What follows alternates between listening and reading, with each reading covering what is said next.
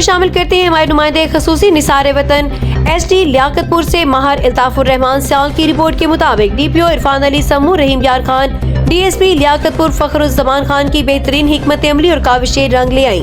سیاسی بنیادوں پر دیے گئے چوریوں کے مقدمات تھانہ پکا لاڑہ کا رہائشی زاہد پہلوان نے ہمیشہ کے لیے توبہ کر لی۔ چوری کے مقدمات میں ملوث زاہد پہلوان نے معززین علاقہ اور پریس کلب امین آباد کے صدر راؤ اقبال، جنرل سیکرٹری شاہ نواز ببر کی موجودگی میں قرآن پاک اٹھا کر چوری جیسے گھنونے عمل سے ہمیشہ کے لیے توبہ کر لی۔ زاہد پہلوان نے قرآن پاک پر حلف دیتے ہوئے کہا کہ آج کے بعد میرا کسی قسم کی غلط سرگرمی سے کوئی تعلق نہیں ہوگا۔